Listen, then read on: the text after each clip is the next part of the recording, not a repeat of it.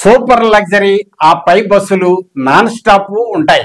Express బస్సులు non stop కూడా ఉంటాయి. పై స్థాయి అధికారుల నిర్లక్ష్యమో క్రింది స్థాయి సిబ్బందిదా తెలంగాణ రాష్ట్ర రోడ్డు రవాణా సంస్థ వారి బస్సులు అంటే సామాన్య తరగతి ప్రయాణికులకే కాదు, అన్ని తరగతి ప్రయాణికులకు కూడా అభిమానం, అంతేకాకుండా గౌరవం కూడా. ముఖ్యంగా సామాన్య తరగతి ప్రయాణికుడు ప్రైవేటు వాహనాల్లో ప్రయాణించడం కంటే రాష్ట్ర రోడ్డు రవాణా సంస్థ వారి బస్సుల్లో ప్రయాణం చేయటానికే అధిక ప్రాధాన్యత ఇవ్వడం జరుగుతుంది. అత్యవసరం లేని సందర్భాల్లో పల్లె వెలుగు బస్సుల్లో ప్రయాణిస్తుంటారు. కానీ తప్పనిసరి పరిస్థితుల్లో నాన్ స్టాప్ బస్సుల్లో ప్రయాణం చేయటం అప్పుడు వారి బాధ అంతా ఇంతా కాదు. ఇక వివరాల్లోకి వెళితే ఆర్టీసీ నాన్ స్టాప్ బస్సుల్లో దాని స్థాయికి తగిన విధంగా ఎక్కువ ఛార్జీలు వసూలు చేయడం జరుగుతుంది.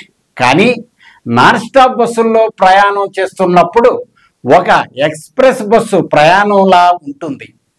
నాన్ స్టాప్ బస్సు బయలుదేరిన ప్రదేశం నుండి గమ్యస్థాన ప్రదేశం చేరే లోపు ప్రయాణికులు యొక్క నియమావళి ప్రకారం ఎక్కడ బస్సును ఆపరాదు.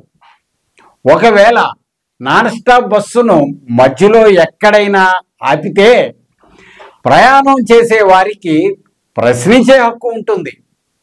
తక్కువ దూరం ప్రయాణం చేస్తున్నప్పుడు బస్సును ఆపిన సందర్భాల్లో ప్రయాణికులు బస్సు సిబ్బందిని ప్రశ్నిస్తున్నప్పుడు మేము భోజనం చేయక్కర్లేదా అని తమకు అనుకూలమైనటువంటి సమాధానం చెప్పి మభ్యపెడుతున్నారు. పండుగ, జాతర, తిరునాళ్ళ జరిగే రోజుల్లో ప్రత్యేక బస్సులు అంటూ ఎక్కువ ఛార్జీలతో నాన్ స్టాప్ బస్సులు నడుపుతుంటారు. అప్పుడు ఇబ్బంది ఎటూ తప్పదు.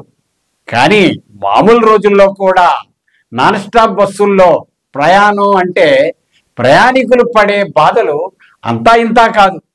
హైదరాబాద్, సికింద్రాబాద్ నుండి సుమారు 100 కిలోమీటర్ల పరిధిలో ప్రయాణం చేసేటప్పుడు ప్రయాణికుల ఘోష వర్ణనాతీతం.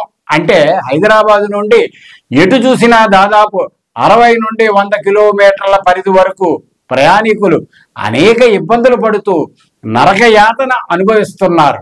జిల్లా హెడ్ క్వార్టర్లోని ఎక్స్ప్రెస్ బస్సులను నాన్ స్టాప్ అంటున్నారు.